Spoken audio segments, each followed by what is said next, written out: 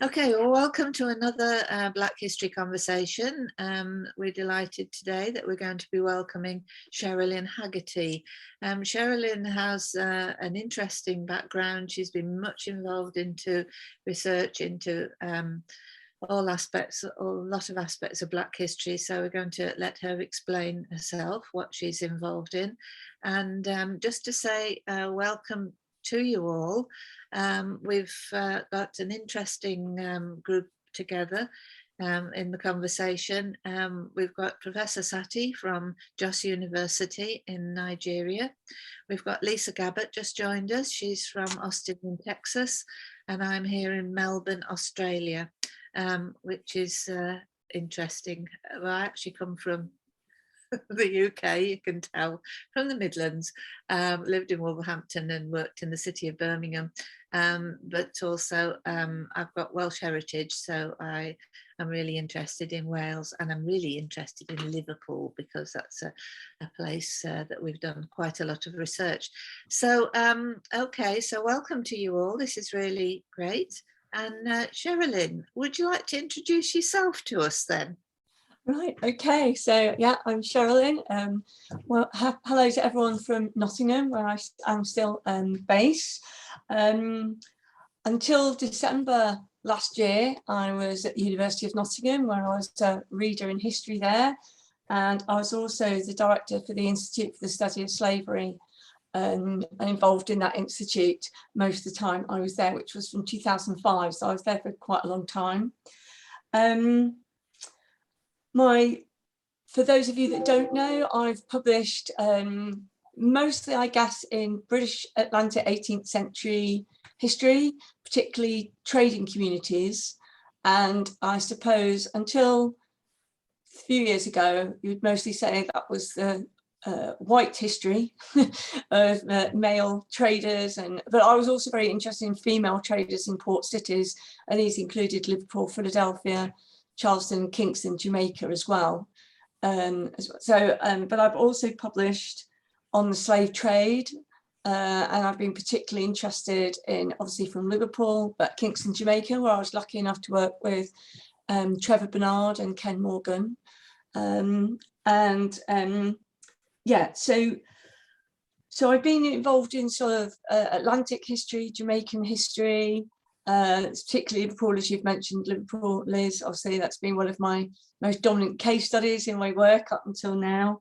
And also, as a side, which I have used in my histories of the Liverpool slave trade and links with Jamaica as well, particularly interested in social network analysis and visual analytics as well. So that's sort of what I've done in the past, I guess. As part of the Institute for the Study of Slavery, I think some of you on the list were on our email lists, and there I was involved in hosting events and running conferences. Not as many as we'd have liked, but those of you that are in British academia know at the minute that time is not easy to do those sort of things. Everything's on top of everything else. So yeah, and that's one of the things what I'll come to when I come to talk about my work in Liverpool. Am I right just to carry on, Liz, and just sort yes, of yeah? Just tell us. Do butt in if anyone wants to ask me any questions. That is supposed to be a conversation, so do butt in, ask me, interrupt or whatever. Without going too much, I left in too much detail. I left Nottingham in December 2020. Let's just say I was fed up with the tail wagging the dog, and I wanted some more time to do my research. Even though I love teaching, I was finding it all a bit much, to be honest. And I was so very, very lucky that I wrote to Trevor, who's been a mentor for me, who's, those of you who don't know, Trevor Bernard is now director of WISE at Hull, and said, any chance of a library card? And he was so generous. This is one of the things, even though the academic world is mad, the kindness of some other academics is sometimes really amazing. And he wrote, we'd be delighted to have you here as a research fellow. And so it's not a paid place, but I got library access, I got a library card. Often I go over and drink too much with Trevor and talk Jamaican history, which is lovely. So one of the things I did do as part of WISE, and which is something I'd started at Nottingham, well, and I can't talk too much about this, but you will have seen it in the news. Obviously, the Scots Trust funded some research into the links of the Manchester Guardian's founder, John Edward Taylor, and its linked to historical slavery, and I was involved in that. And I can't say too much because at the moment they haven't decided to publish it yet. I'm hoping they will. Me and the team are putting pressure on them to do so. But there has been some more work on that. And so that was really very interesting. And I worked with an amazing young scholar there, Cassie Gupta, on that project. And I'm hoping obviously to be involved in more such things. And I was very, very lucky also that in the spring, this job was advertised at Liverpool. Now, Liverpool, I don't know if any of you have seen in the news, have been very reluctant and have made some very naive statements about their links with historical slavery. But anyway, they decided, I don't know if it's because they've got Dame Sarah Thornton there as an honorary associate professor there at the moment, the anti-slavery commissioner. And I think either it was just that or they thought the time was right. Anyway, they decided to invest in my post, and also there's another young scholar, Mary Booth, joining me with co-program directors, and they decided to invest. It's a brand new post, and I think they just wanted to have people that could make something happen at Liverpool. So it's a 3-year post there.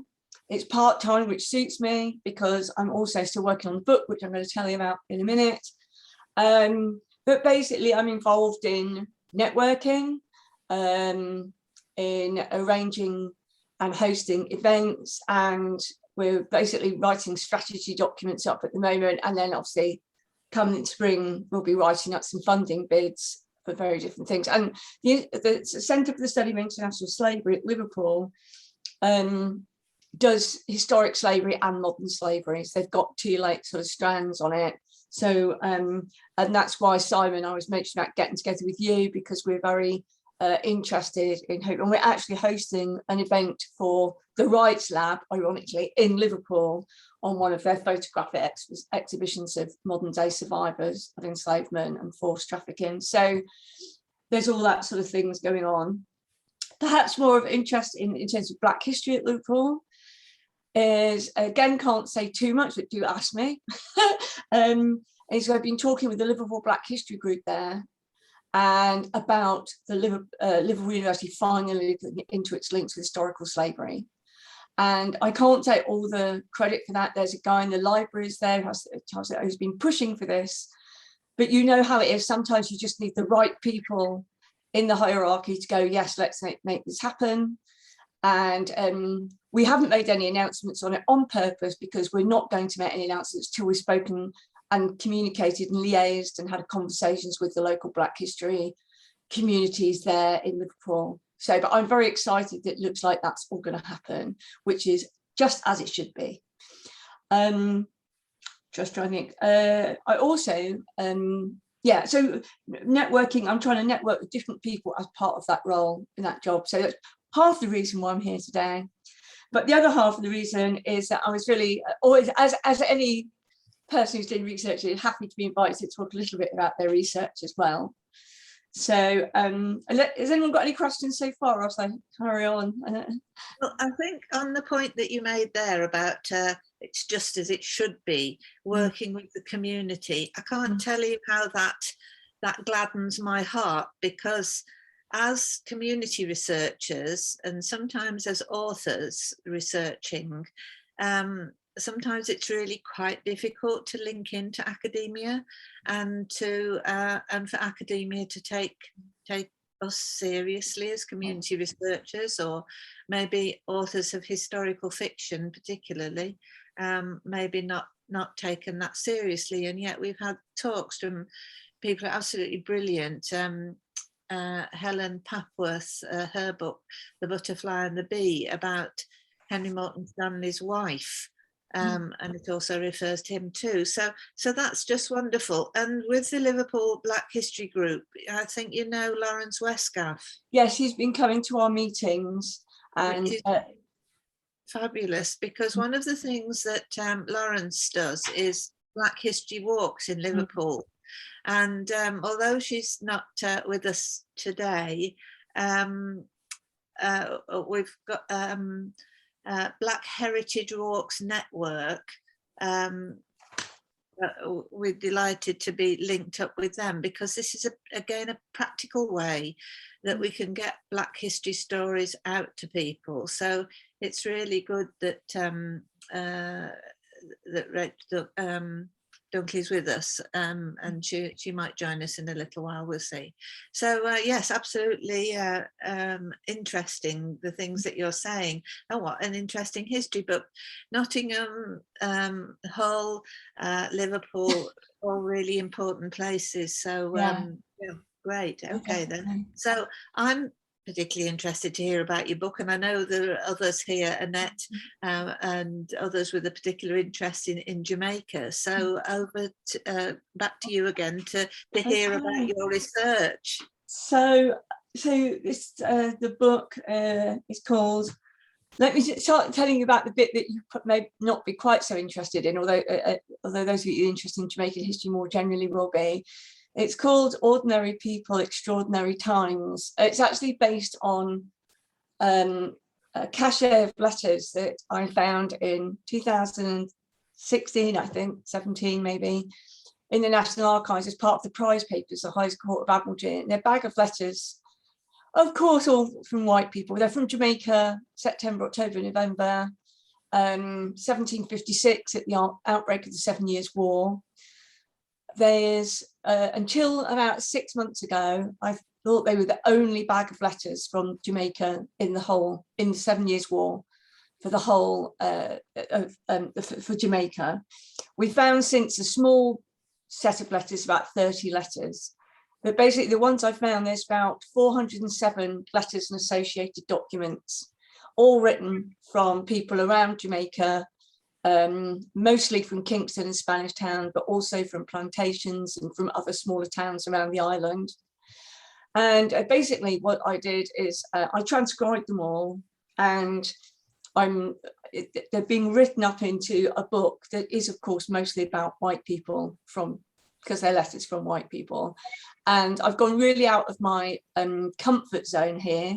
Those of you that, well, I said before, that most of my stuff's about trade and trading communities, but the letters, they write about struggling for money, which I know sounds we don't have to feel sorry for these white people, but you know, they're struggling to survive and to find their way in Jamaica.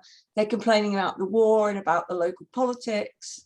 They're writing home about their friends, their family, their children, diseases, deaths, dying, things they want to buy, so sort of consumer society. And they have all made the sort of substantive chapters of the book. So it's a very sort of social, cultural history right out of my class. I've learned a hell of a lot in researching for this book. It's been a huge trajectory. Anyway, once I decided that what I was going to do with these letters, I mean, like many people, I just photographed them all when I found them, knowing that they were fantastic. I had no idea what to do with them. And it took me at least 18 months to go, I'm just going to transcribe them all and decide what they say. But as you can perhaps imagine, for these letters, you'd think they would be talking about the slave trade and slavery, but they hardly do at all. Slavery is just, to them, it's just a given. It's not worth talking about to a great extent. So this really jarred with me, and I had to make a really conscious decision here. Well, or then, look, I'm writing a book about 1756 Jamaica. 90% of the population are enslaved Africans. What the hell? What do I do? So I decided to, so most of the book relies really heavily on just these letters, but I felt that I couldn't not write about the 90% of the population. So the way I decided to do that was sort of finding all the different sources that I could for 1756 that talked about the enslaved. Now, within the letters, one thing I did find was an inventory of the enslaved people from Mesopotamia estate for 1756. Now, some of you may be aware of Dunn's work, Richard S. Dunn's work on Mesopotamia, but most of his analysis starts in 1762, when the slave inventories start mentioning the occupations or the work that each individual did. The one I have doesn't yet, but I've used that, and I'll wait to be invited, or if you want to ask questions about how I've done that, I have used that to talk about work. I've also used accounts produce, which are the accounts that had to be submitted to the local authorities for absentee planters. And that's been really useful in a variety of ways. And then I've also used Jamaica Current, which there's one lone 1756 Jamaica Current newspaper in amongst the letters, which talks about some adverts for enslaved people and what work they did. There's also some odd things in the letters about jobbing, which we now know by, I don't know if it's Nick Radburn that's talking in a couple of weeks, but Nick Radburn has done published on jobbing enslaved people in Jamaica as well.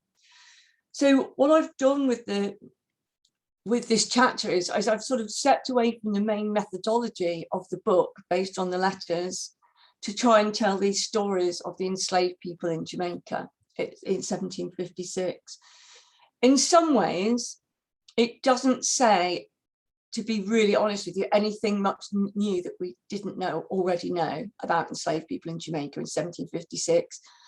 Although what I have done, so when I had this inventory of enslaved people for Jamaica in 17 without the occupations, what we do know is we know roughly from the ones with occupations how many men and women or percentage of the enslaved force worked in the field in the first gang, the second gang, and other jobs. And basically there's huge stepping of values in there. So you can see about 1/3 of the men are valued about one value. 1/3 of the women are valued around the same. Then another 1/3 of the men are valued at slightly lesser, and the same for the women. So I've assumed from what we already know that they would have been first gang and second gang field labourers, field hands.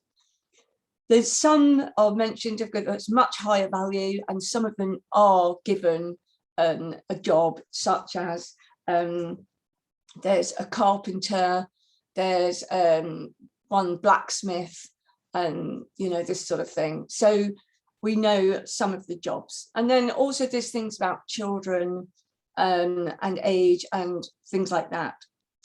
The letter that accompanies it mentions that some of them, 2 women work in the mountain, which I think is looking after the cattle.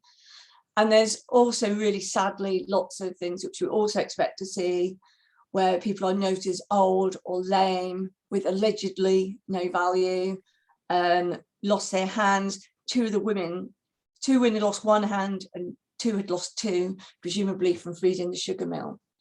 So what I've done with this slave inventory, although it doesn't say very much about their jobs, is to use what we already know to take back. So I think I have sort of confirmed what we already know, but for at least a decade before what we already know.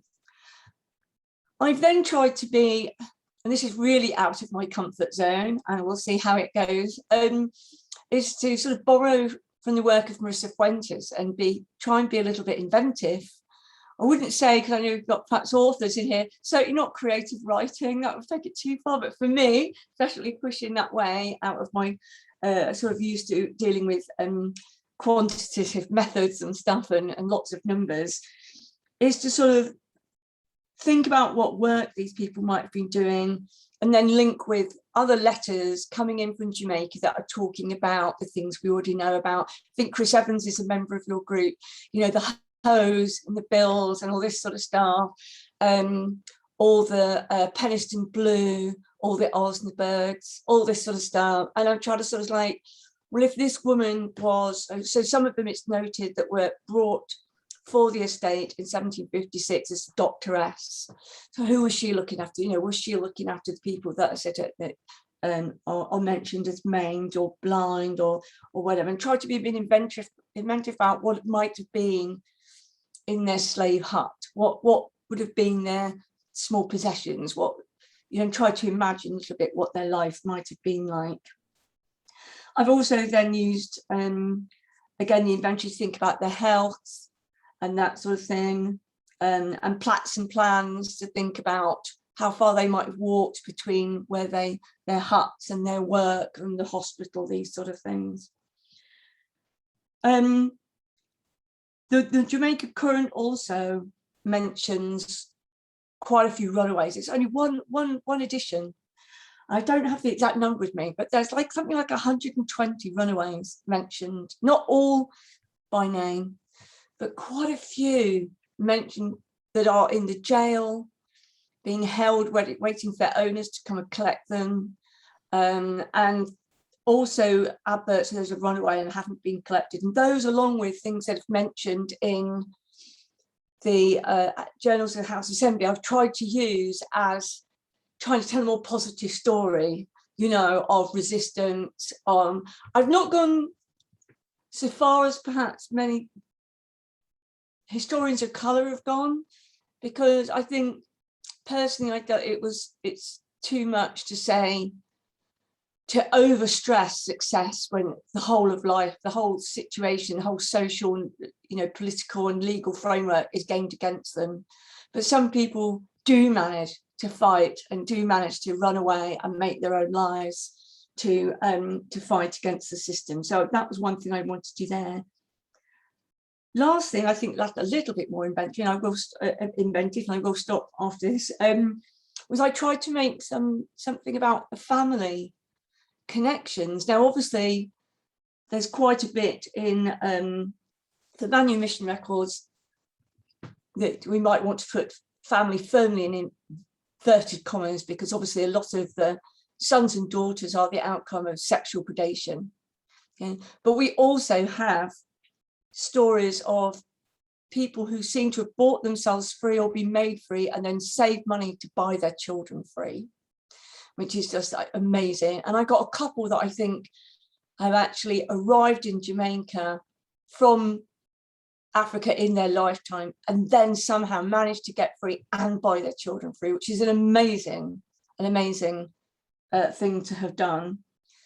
But there's also things both in this, that inventory of Mesopotamia, some of the manumissions and other records that just say, the name of the mother, or, in the manumission records that so many have been made free, and then heartbreakingly you see, where obviously a white man has freed his children, but not the enslaved person on whom he raped to make those children. So she remains enslaved while, the children are set free. And I wondered how, what a difficult situation to be in, to be hopefully happy that your children are free, but you are not. How does that make you feel? I don't know. Very, very lastly, I actually got 4 letters, 2 from an enslaved man and 2 from a formerly enslaved man, which I found in the Rose Fuller papers in Brighton. And they are definitely going to be images in the book on their own, because that's just such an amazing lucky find. And so they let me a little insight. They're not quite sad stories, but a little insight into their lives in their own words, which is rare. I think I thought that I said far too more than I meant to say, but as you can tell, this is a passion project. I absolutely love it. I've learned so much. And so thank you, Liz, for giving me a chance to witter on about it to my heart's content, because that's great. Thank you very much. Well, thank you very much. That was just great, and great to hear about your research and hear about the book. So I'm going to hand over now if anybody wants to ask you a question first before I do. David, right, okay. And then Professor Satie, good. Oh, congratulations, Professor Satie says. Thank you, David. Sheryllynne, thank you so much. I mean, what you've just said resonates with so much of what I've been doing myself and in the approach I've been trying to take as well. Can I say, first of all, though, that Liverpool, I'm in the Highlands of Scotland and was born and brought up here, but Liverpool has been extremely important to me because when I was 20, I went and worked for 15 months in a community project in Liverpool 8. Oh, wow. And that was that was for me the discovery of a completely different Britain to the white Britain in Scotland that I've been aware of, and that's always had a really profound effect on me. But in the work that I've been doing, I've got particularly interested in. There's a very big set of correspondence in the National Library of Scotland called the Trail Papers, which are to centre around a group of Scots in Liverpool from the early 1800s up to 1832, and it's an immense collection. And there are family members in Guyana running plantations. So whereas what you said, how it is sometimes shocking how little slavery is mentioned, because it is just taken for granted. Nevertheless, because people are writing from Demerara, there are references, and it's also a particularly rich source because it seems to me that it's the moment at which Liverpool has made. There are a lot of people who have made money and who are turning to look at creation of cultural institutions in Liverpool. So things like the Liverpool Institution and Thomas Stewart Trail, whose papers these are, is very much at the core of that. And it's interesting the way in which people who are still making their money from slavery are cooperating with abolitionists like Roscoe. It doesn't seem to be something that divides society, and that's fascinating as well, because I think it's very easy for us to imagine that you have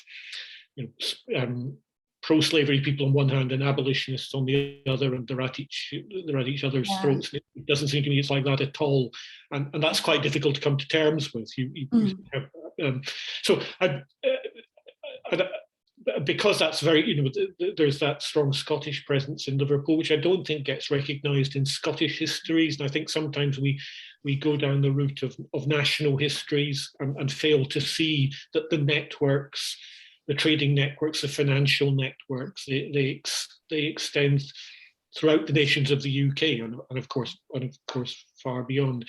And I suppose the other thing that really resonated strongly with me and what you're doing is that I'd be particularly interested in the Scottish Liverpool connections to Guyana, and Guyana is, through work of people like Trevor Bernard and Barbie Brown, is particularly rich in the study of the sources that do, at least to some extent, allow us to hear the voices of enslaved people because of the particular systems that have been set up there. So I'd love to. I'm really fascinated by what you're doing and in your approach to it, and you've captured so much of the difficulties, I think, for white historians in dealing with this, and how far one should.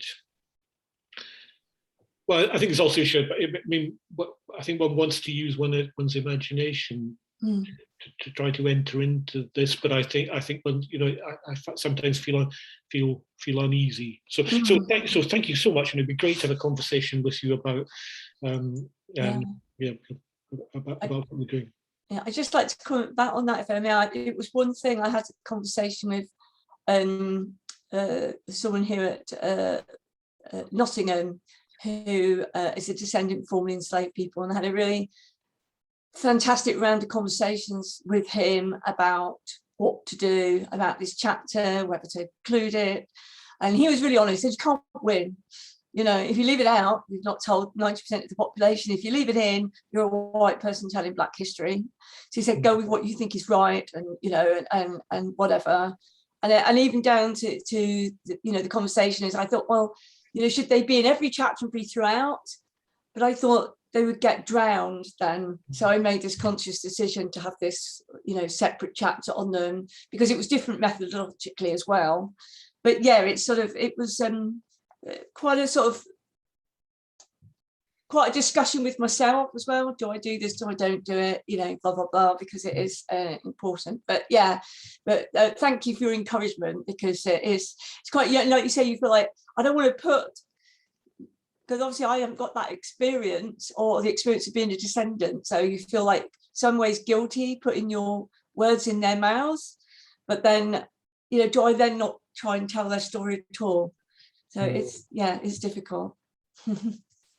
Yes, it is difficult. One of the things we've made a decision about with the Black History Conversations is that we want to look at African history and the stories told by Africans and descendants, people with African heritage. So that's been one thing that we've done. Professor Satie, maybe come to you in a moment if you like. But Rachel's just come in to say, Rachel, do you want to ask your own question, or shall I read it out? She says she wants to say some more about the letters that you found from enslaved people. Hello. Hi there. This is really interesting. Thanks for talking about it. I was wondering who the enslaved people were writing to in the letters that you found. Oh, right, yes. So they're both writing to Rose Fuller on his return. So he's just come back to England and all that when they're writing. So two of them are actually in 1757, but I've included them because they're directly linked to what they wrote in 1756. So one of them just calls himself Will, and it's heartbreaking. And obviously I don't know if he wrote it himself, or, you know, a formerly enslaved person wrote it for him, or a free person of colour wrote it for him. I don't know, but it is his voice, and he does say, "Dear Master." And basically, it appears that in front of other people, Rose Fuller promised his freedom and said, "Once I leave, you're not going to work for anyone else. You'll be free."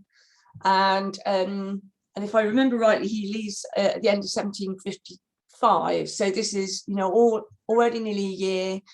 Will's writing to him and saying, you know, you promised you'd make me, you know, he doesn't say you'd make me free. He said he used language, you said I would not serve anyone else but you, and you're not now here. So the inference is you would make me free. And he says, "Oh, I know you're a man of your word." Well, that's hilarious, because Rose Fuller's lover, Mary Rose, also in other letters is already interceding for other enslaved people where he hasn't kept his word, Rose Fuller. And so he just writes, and says, you know, basically he's begging him for his freedom. And what's really sad about that is then nearly a year later, he writes almost the same letter again. And then that's the last I found of him. I did try and follow him up in those in the Fuller papers in the West Sussex office, but I didn't hear again from Will. So we don't know what happens to him. And that causes, with this sort of project, that's the thing that often happens. You've just got these odd glimpses of people, both white and black, and you don't know what happens again. The other ones are two from a guy called Joe Pete. He's now working, which I don't think he's supposed to as a person of colour. He says he's working by this time, but he says he's working as a carriage driver for the governor. And he's writing to Rose Fuller that and he calls her his wife, even though obviously they weren't married under sort of the legal system in Jamaica, who is one of Rose Fuller's enslaved women and children. And basically he's writing and saying, "Can you give me a piece of land?" So I think he must have been formerly enslaved on Rose Fuller's land. He said, "Would you please give me a piece of land on your estate for me to build a house to have and live with my wife and the children who are basically still enslaved on your estate?" And then he follows that up the next year with basically, so, you know, you get this real, and what's really interesting about the letters is that either they or the people who are writing the letters for them know how to suck up to white. You know, it's like, "Dear Master, dear this, I know you're a man of God, blah, blah, blah." And then the letter from Joe Pete to Rose Fuller is all, you know, "I want to be a good person, I'm independent, I'm hardworking, I want to look after my children." You know, they know what they think are the right things they should be saying.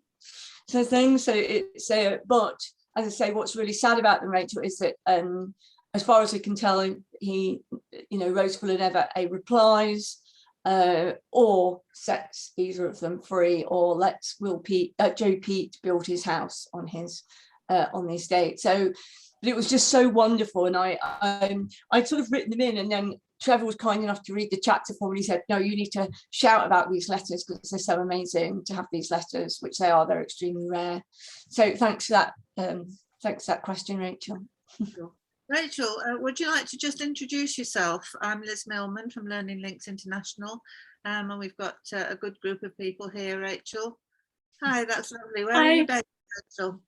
I'm based near Cambridge. All right. I'm the administrator at the Legacies of British Slavery Centre. Oh, Rachel, how wonderful. I feel so guilty because I promised you I'd invite you to come along and talk with us. Oh, no, I'm really interested in the new year, if that's all right, because we want to learn about the resources that there are around the country, and obviously the legacies of slave ownership is such a phenomenal resource. It's really changed the way so many of us have been able to access information. David's nodding there.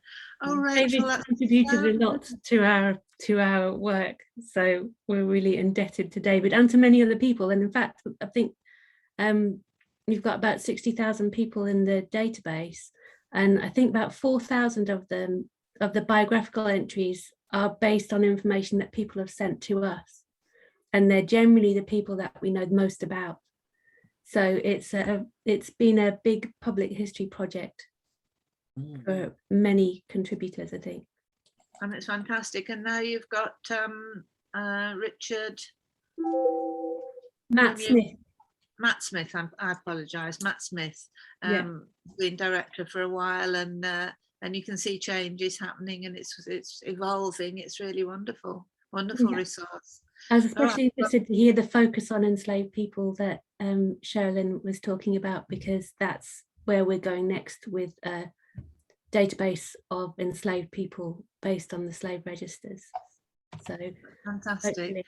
We'll have some news about that in a month or two. Yeah, Rachel, thanks so much then. And one session you'll come along and talk.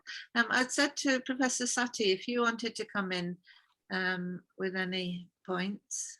Yeah, thank you very much, Liz, and thank you very much, Sheryllynne.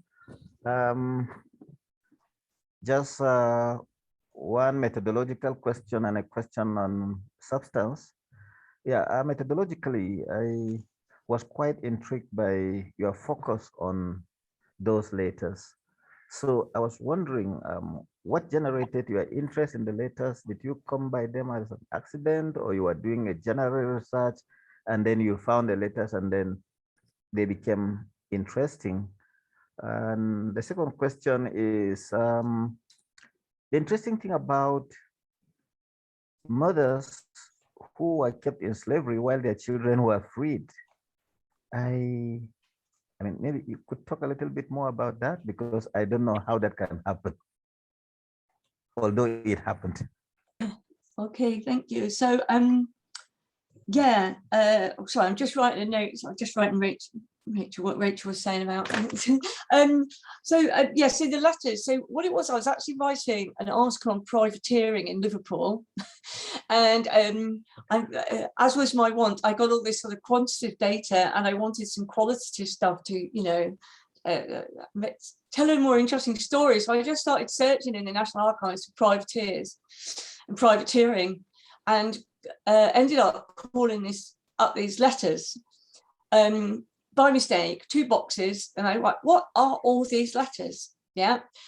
So I started going through, and I realized there was some from women, there was some writing home to their mum, and from the work, and David will know this work, from the normal sort of archives you're used to dealing with, letter correspondence, it's always usually from planters or merchants and accounts and all this. So there's always like mundane things like health and this and that. And I was like, what is this? And of course, as is the way forward, as what happens is I came to the thing that told me what it was all about last, after about an hour and a half of looking through these letters, and realized that what it was is this ship, the Europa, it sailed from Jamaica in early December, had been taken by the French, and being retaken by the English as a prize because it was wartime, and everything. They found these letters hidden under the gun in the ships, in the captain's cabin.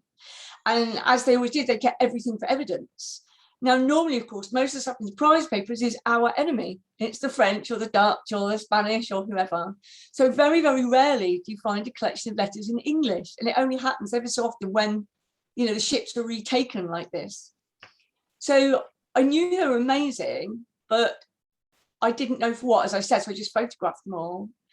And then I just started looking through them before I even transcribed them, just like, they're just mundane. So anyone that's worked with the merchants' letters knows it's all, you know, it's accounts and it's orders and it's this and so-and-so's paid so-and-so.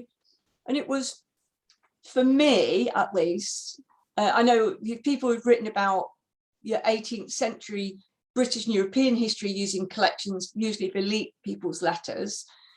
It was just so unusual, like, oh no, I've had this fever like this, or so-and-so's died, or so-and-so's just had a baby.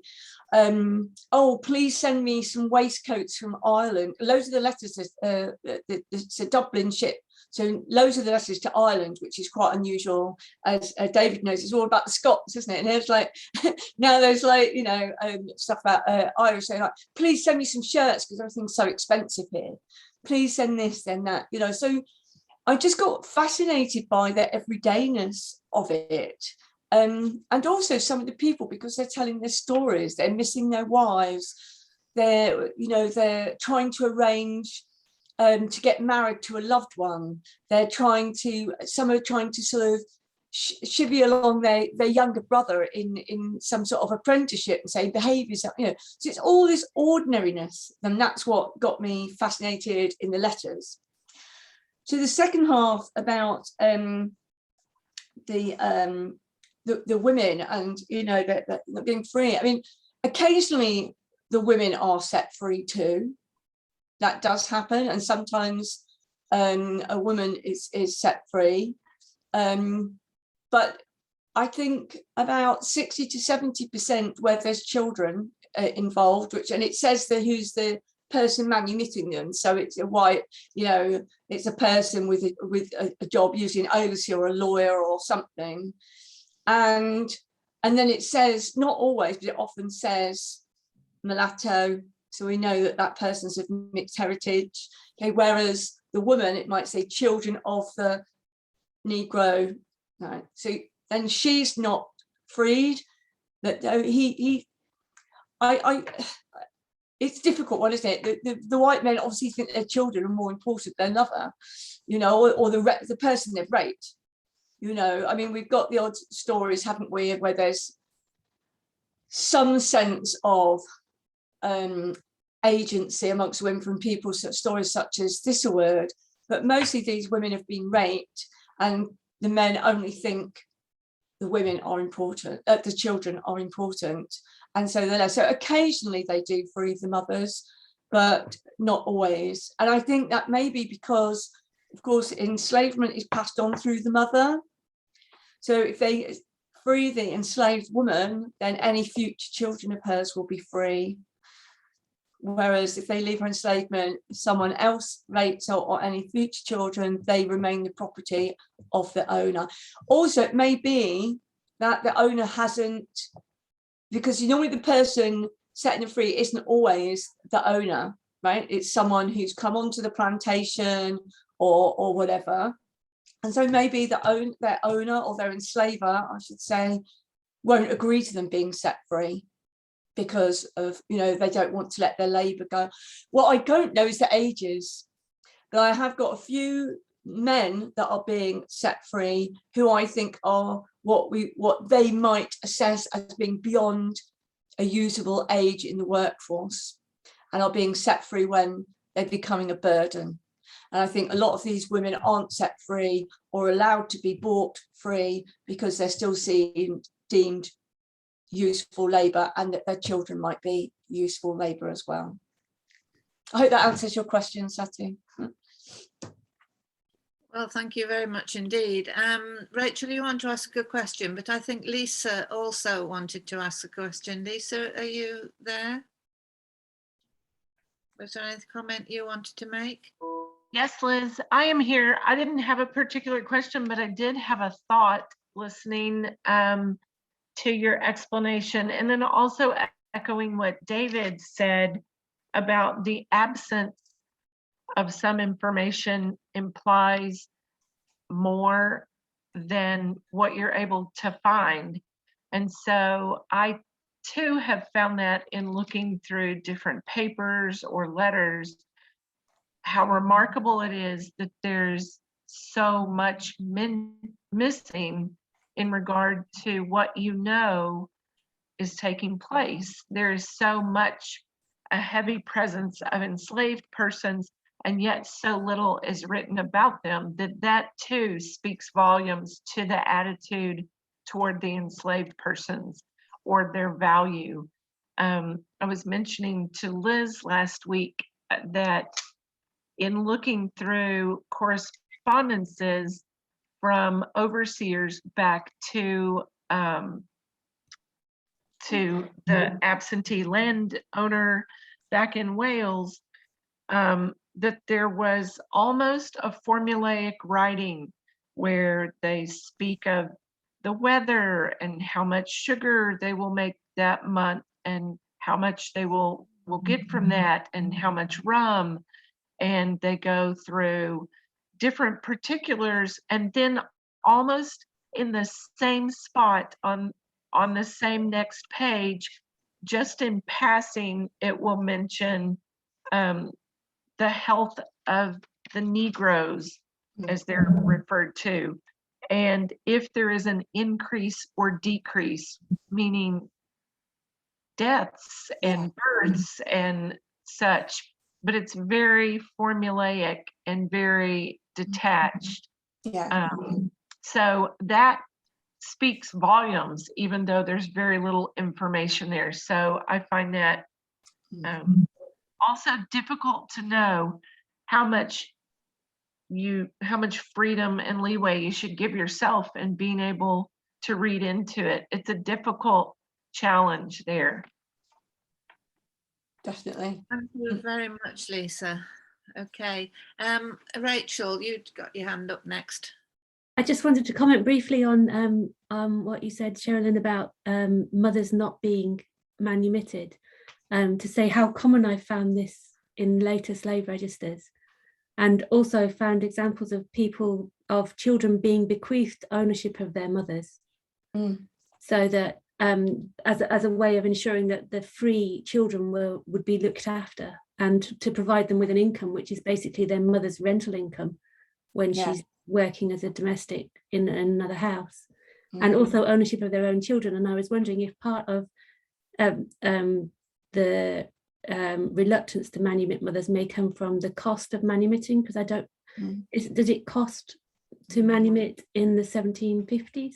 Because it also with people freeing their children, it's cheaper to buy and keep than it is to buy and manumit, if you see what I mean. So and also this is just a way of looking at the huge range of experiences that enslaved people had, that there's lots of different ways of being enslaved or not being free. So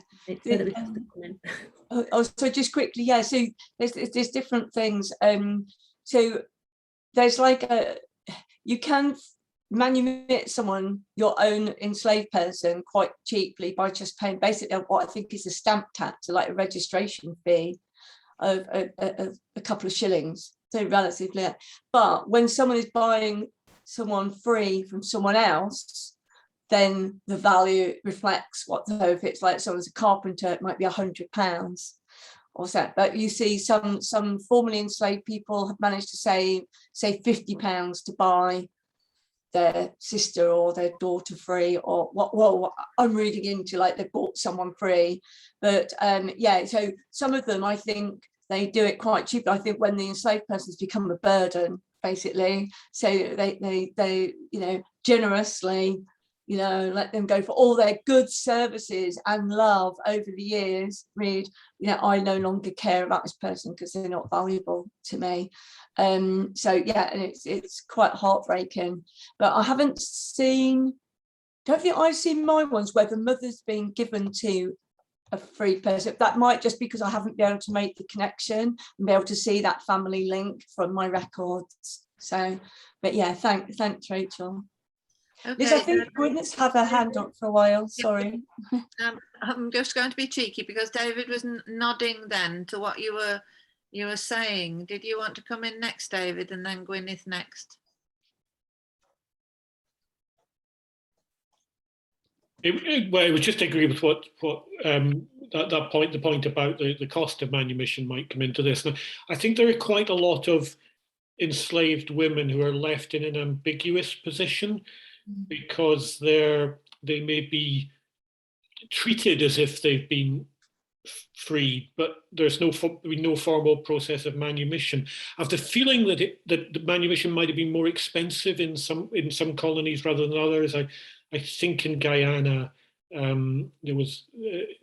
I think it might have been more expensive. So and there are occasionally at one point there's a big petition from quite a number of women who regard themselves as free, but they have no proof of it, and so they're looking for confirmation from the colonial authority that they are in fact free. So, but I think they're left in that ambiguous position. Thank you, David. Gwyneth. Thank you very much. That's all very fascinating. I did have one question which I think was answered. I was going to ask about these letters written by the slaves or the pre-slaves. Therefore, would they have had education? That was one thing, but you did say that the letters could have been written by someone else. And then the other thing, what language or what languages would the slave people have? Would they still retain the language from whence they came and also learn English? Oh, that's a big question. Obviously, most of them weren't supposed to be educated as enslaved people.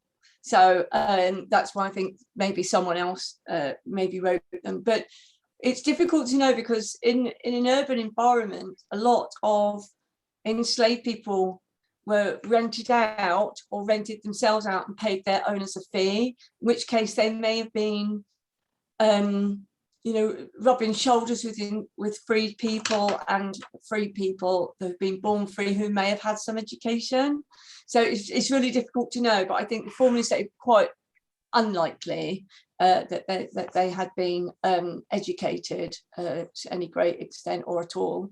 Because obviously that was seen as dangerous, to sort of have an education or be able to read and write and all that sort of thing. That's not to say that a lot of them weren't extremely skilled, of course, because especially the men had all the skilled enslaved roles on the plantation. So that's something different. Oh, I've forgotten what the second part of the question was now, sorry. I think languages, what language.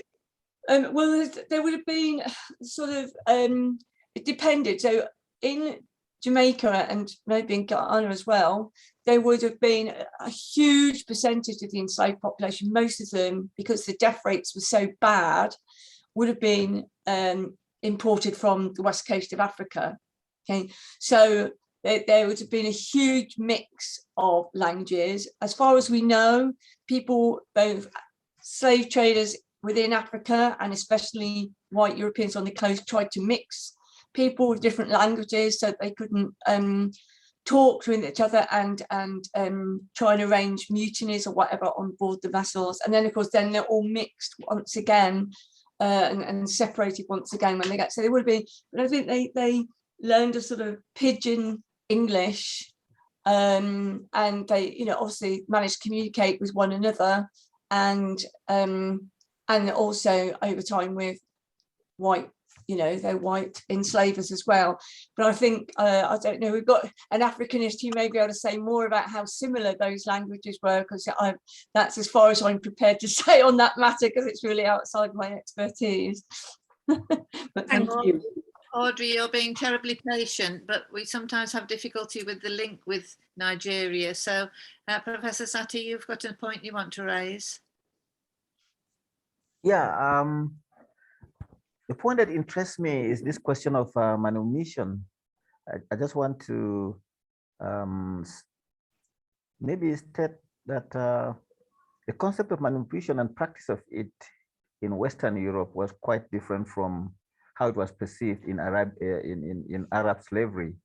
For the Arabs, manumission was something that they held to be a very important aspect of religious piety, and that if one bought a slave who was not a Muslim and granted the manumission, it was looked at as a very important aspect of trying to help them.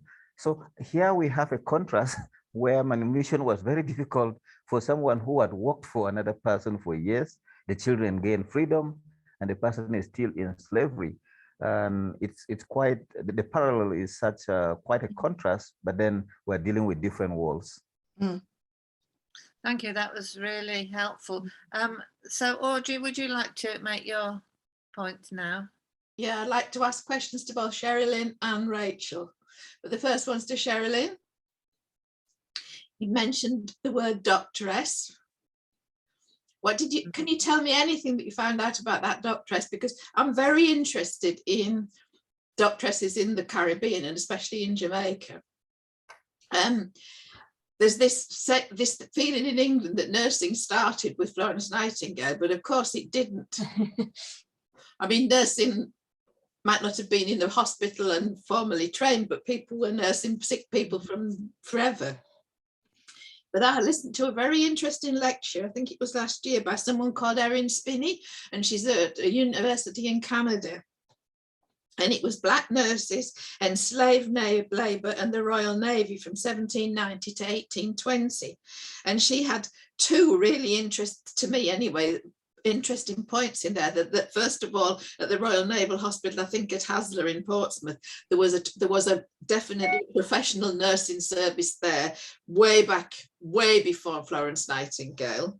And of course, they'd be white nurses, but she also talked about the black nurses looking after the naval and soldiers in Jamaica and places like that. You know, the British servicemen who were ill, and there were black nurses looking after them, and those people's lives were in their hands. So that was of interest. I'm sorry, I'm wittering on now, but so there was definitely black doctresses, not just on the plantations looking after the slaves, but there was doctresses, you know, on the island. And of course, I'm interested in this because of Mary Seacole and her, you know, antecedents or whatever. So I'm very interested in that doctress you found, which is as early as still in the 1750s. So what was said about her? Anything in particular? Very little. No, it just says doctoress by her name. She was brought onto the plantation by the attorney, and there were a lot of them, and it's really good. So there was a a lot of people brought onto the plantation at the same time by an attorney, and because of the range of, because some of them one of them says doctoress, and because of that and the range of ages, so one of them's quite young called Little Tinker, right? I think they've come from another plantation, because I don't think they would have known what skills someone who'd been brought direct from Africa necessarily had. So I think they've been brought from another plantation. So she comes in, and that's basically all I know about her, except that she's valued much more highly than the you know, even like the first gang women. So she's not as much as the skilled men. I think she's valued at about £70 Jamaica currency rather than 50-55, which the first gang women seem to be around there. But what we do know in 1756 is that there were often hot houses or hospitals on the plantation, so separate buildings, especially on Mesopotamia is quite big, so it would have probably had its own hot house. It also had a doctor that allegedly came and helped them. but they were often paid a flat fee, so it wasn't in their interest to be very helpful to the enslaved people. Early on, so about 1756, there's still racial lines are being hardened. In Jamaica particularly, they become much more hard after Tacker's revolt in 1760. And with that, things like obeah and nihilism are frowned upon and become criminalised after 1760. So that, along with the fact that it seems to be the second half of the 18th century when racial categorisations are becoming even harsher than they were. So I think in this period still, women or black women are given more reign on the plantations to look after people than later in the century, when, you know, along with what we know what happens in Britain about sort of so-called professionalisation, and all of a sudden the men, the doctors, the male doctors are, you know, the be-all and end-all, aren't they? And wise women get denigrated, even though they've been, as you say, looking after people for centuries. And I think in this period still, there's still, you know, some sense of going to African wise women or doctoresses for help. And there's quite a lot about Thistlewood. You know, he goes to the black doctoresses on his plantation for help, and obviously Fibber nurses him and everything as well. So I think this is one of the reasons why I've called the book sort of Ordinary People, Extraordinary Times, because at the end of the 7 Years' War, everything changed. You know, the whole British Empire, when you thought trying to make it into a global history, things change. You know, the British Empire's got hegemony in the Atlantic world. It's, you know, it sort of later beats the French and all that sort of thing. But within Jamaica is that thing. I mean, I'm not saying it's good, but it becomes even worse after Tacker's revolt, and also with the power that they get, the planters get at the end of the 7 Years' War, where British powers become so strong. And it's amazing to think how quickly that all falls apart. But they, you know, by 1763, it's a completely different story. So I think those, I haven't got much about her in particular. I feel really awful, I can't remember her name right at the moment. But she's there, and I think her power would have been much stronger than it would have been even a decade later. So I hope that helps a little bit. Yeah, just to say that my particular interest in that is to trying to find out about Creole medicine. No, right, yeah. You know, because I think that influenced tropical medicine in Liverpool when they started the tropical medicine. I think the physicians and doctors from here learned. I just have a theory. It's not nothing that I think they learned from those women, and I'm interested in that. So if anybody's got anything about doctresses or about how, you know, Creole medicine, as they called it, you know, not particularly, but there are some of the books on medicine, like Seth's Difference in Disease, that talk about this learning, how basically, and again, in the early 18th century, they're acknowledging openly that they were learning from Africans and people of African descent, right?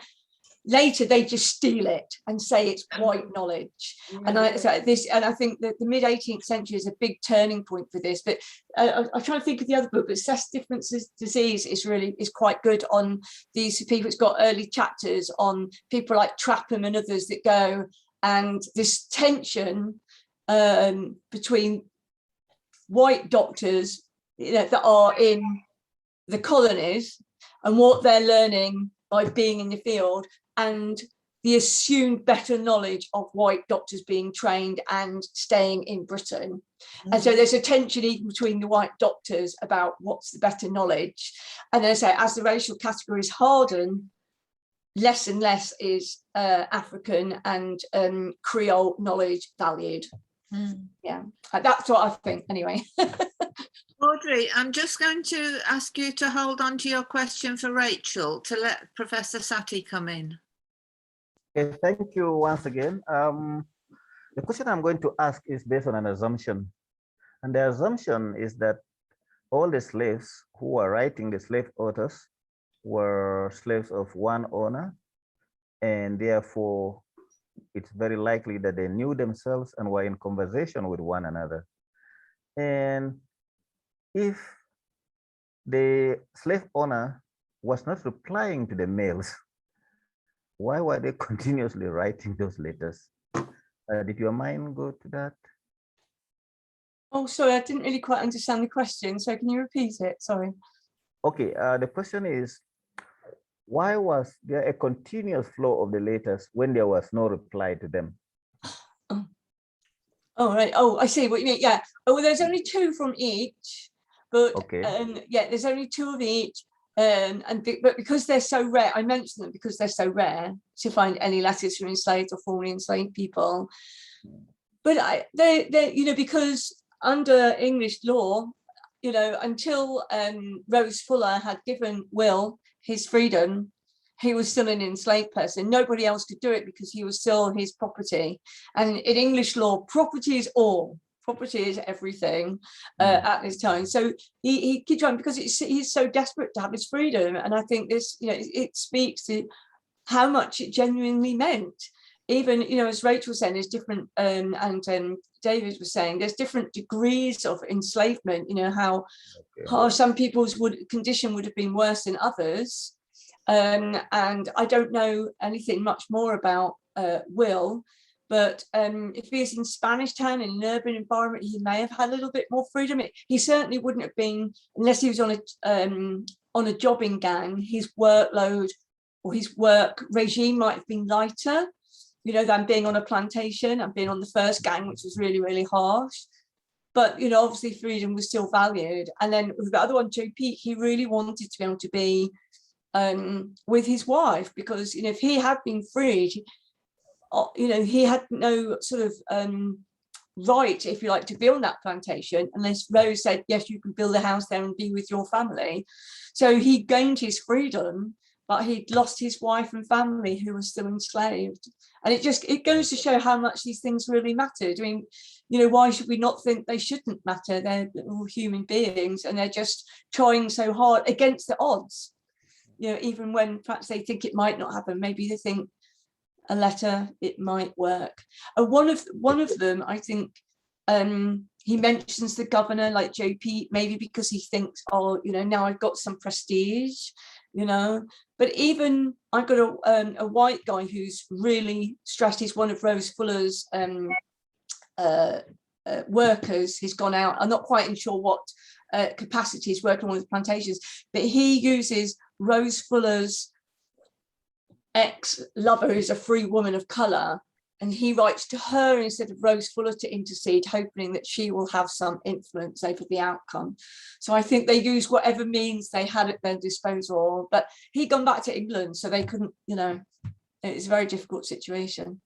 Yeah, I think there may be another point, Professor Satie, because of the difficulty with the shipping. The letters had to obviously go back to Britain by ship. So if a ship was lost, then all the correspondence would have been lost, and presumably people wouldn't know, you know, exactly whether information had reached. But it's interesting, and maybe when we're talking in a couple of weeks with Nicholas Rayburn, because he you're talking.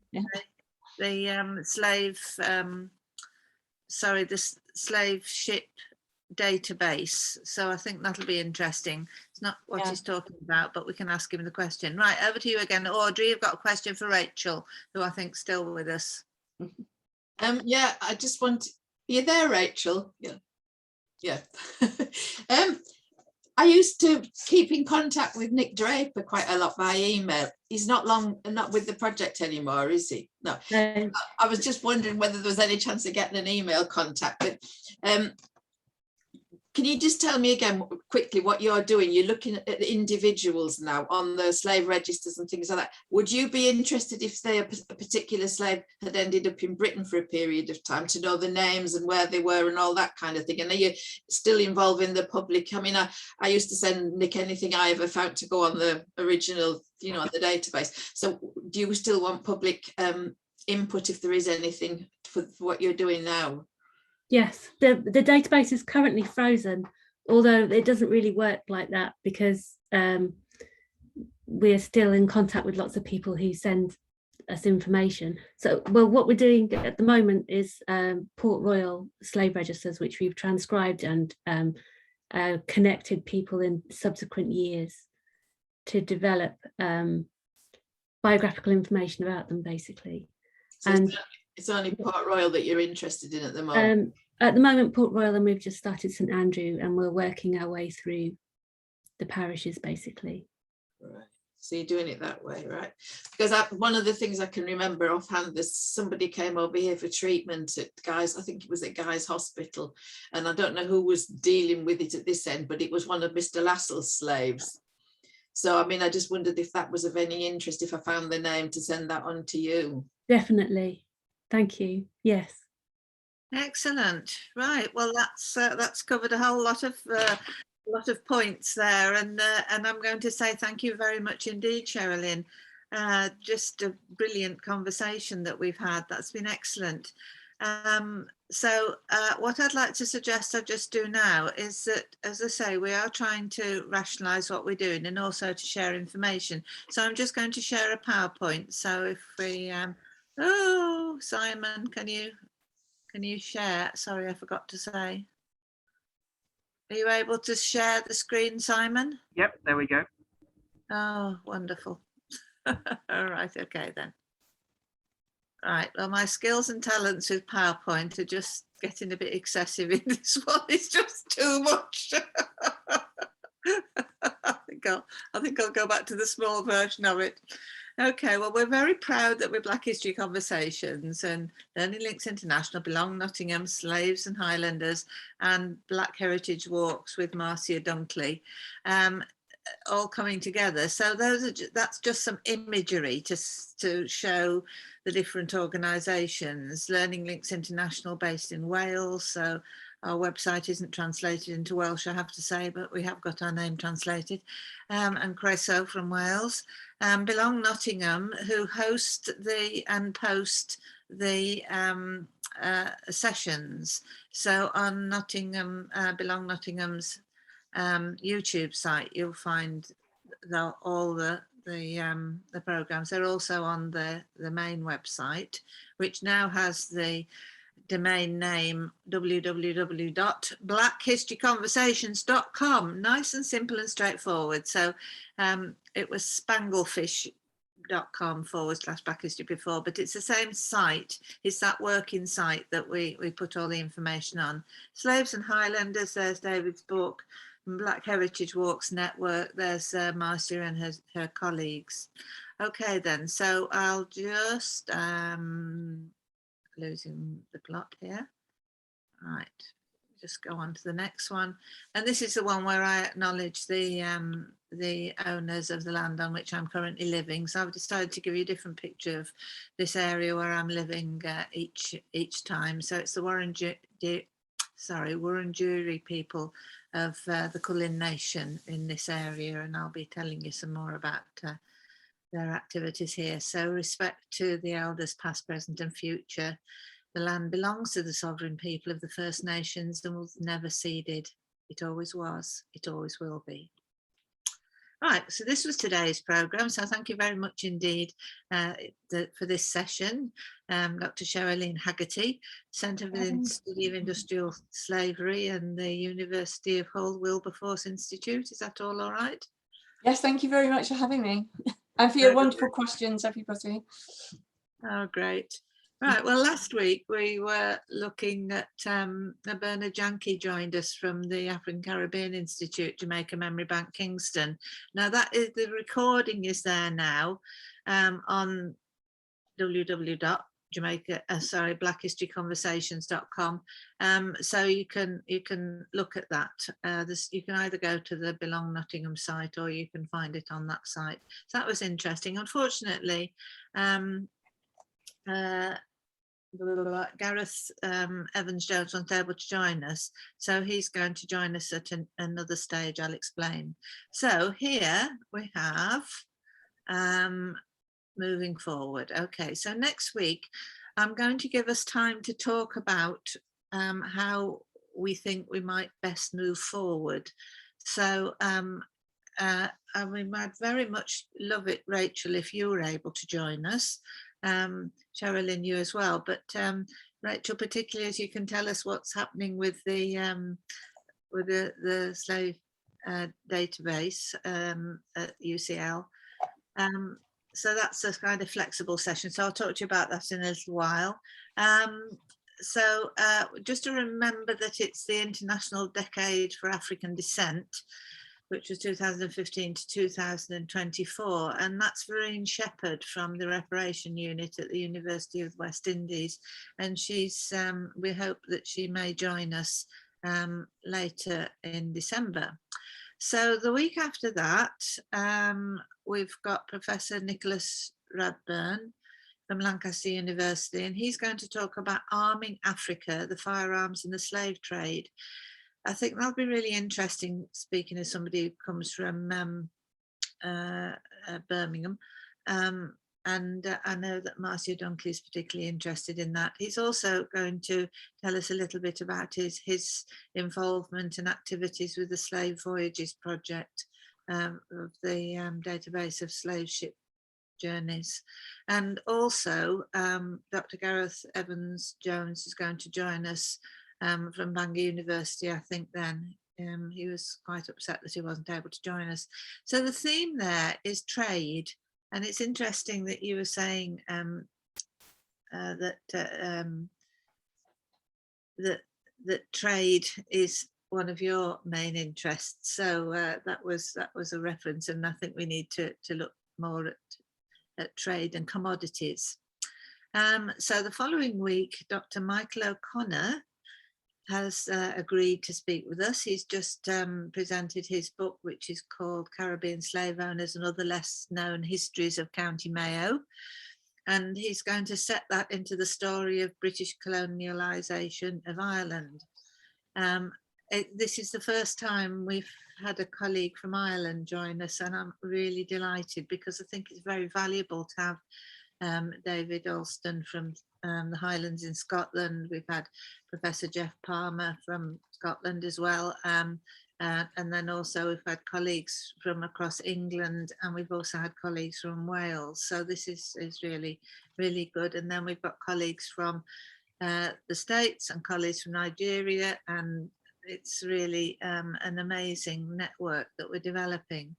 And then on the final Friday before Christmas, when it'll be getting so hot here, folks, I can't tell you, I'm perishing at the moment, but Alex Renton's going to join us. And I had a really good Zoom conversation with him yesterday. And his family were slave owners, and his book, Blood Legacy, Reckoning with a Family's Story of Slavery, is really very interesting. I managed to get a copy here from the library. And I've also invited the Jamaican High Commissioner, and hopefully Professor Sheryllynne Shepherd may join us, or she may do a short presentation for us, which we can film. It's not a particularly easy time to be joining from there. Right, I'm just checking the chat. Yes, lots of thank yous here. Oh, that's it. Right. Okay, then. Thank you for Lisa and Professor Satie as comments there. Right. Okay, then. So that's what we're doing the next few weeks. Then after Christmas, we decided we'll do yet another season, season 5, where we're planning to start with exploring resources for Black and African history. And grammar's not very good here. Okay. So we've got a new website separate to Black History Conversations, which is called Unlocking Black History, and that's where we want to try and book resources. So we thought for January perhaps we'd concentrate on histories from Africa and also see what's going on in Africa about telling the African stories. So Badagry in Nigeria, the folks at the museum there, cooperated with the production of a really interesting short film.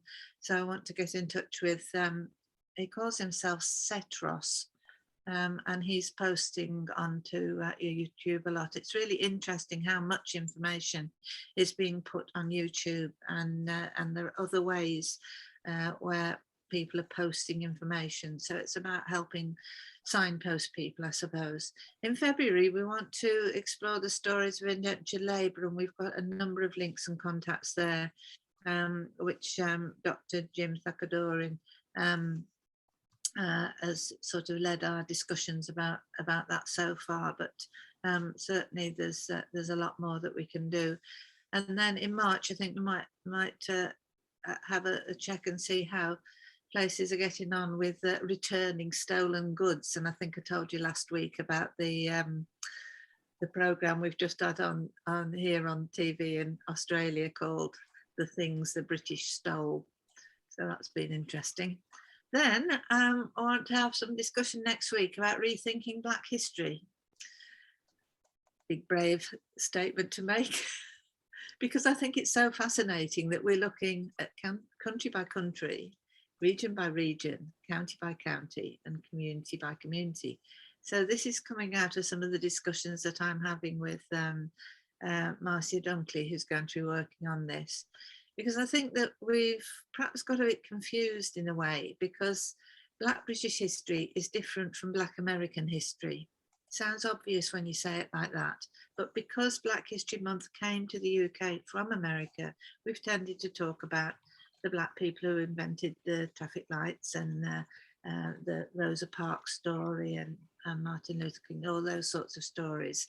But we now recognise, I think, fully, with thanks to people like David Odasuga and the Windrush scandal, that we have our own British history, and Miriam Kaufman's Black Tutors and others.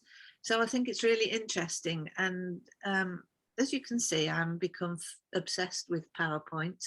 And so I'm hoping that we may be able to summarize some of these points through PowerPoints and then make that easy, and then others can share them if they want to.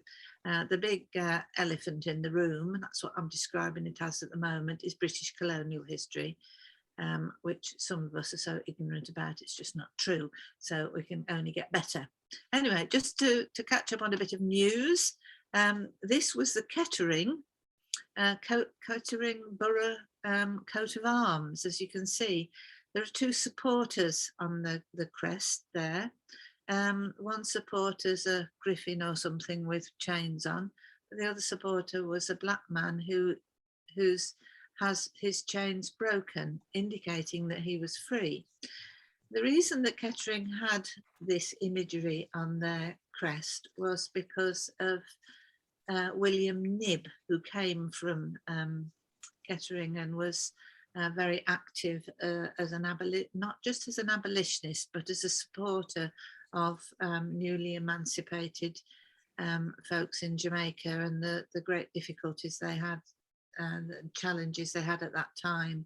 So we're now in communication. I'm linking with Kettering Town Council, but this came through a link that we've got been asked to support research by a lady called Hilly, and she's doing research into William Knibb's story. So knowing what different researchers are doing is fascinating.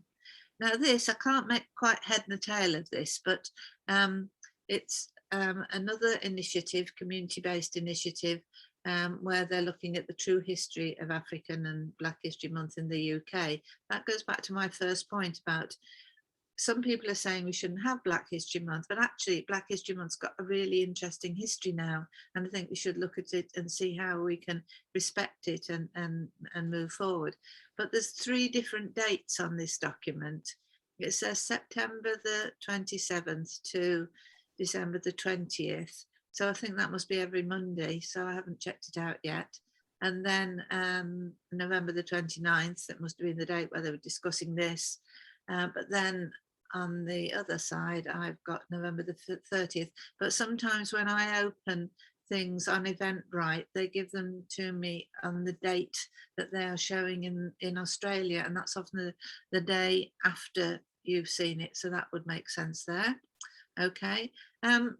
Simon is active with Bylines, Midlands Bylines. I think that's the one, isn't it, Simon? But the Bylines Times podcasts are really interesting.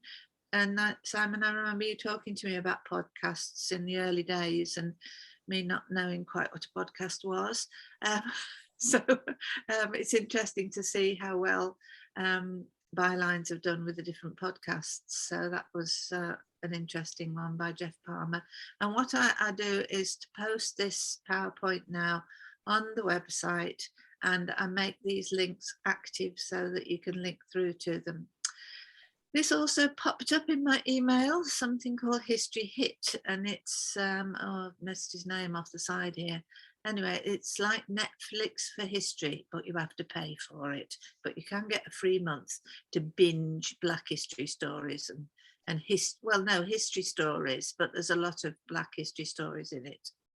Now, this is a What's On thing from the Royal Commission on the Ancient and Historical Monuments of Wales, who are going all out from the 22nd to the 26th of November in your time from 1 o'clock till 2:15. And they have got a whole range of really interesting presentations if you're interested in history in Wales. And so on the site, I've put the detail there. It's free, but they are going to post them on the Royal Commission's YouTube channel so that we'll be able to look at those, because that's one of the most interesting things. And Sheryllynne, I've been talking to you about, have you got the link to something that's been on, and you've been very kind to share links with me so that we can then post those more sensibly. Right, I was talking to you about commodities. I was talking to Alex Renton, and his next book is going to be about commodities. He told me about the book by Mark Kurlansky about salt. And also he's written a book about cod. And then I looked at coffee and tea and spice, couldn't find anything on chocolate. Wasn't it so stereotypical book on chocolate?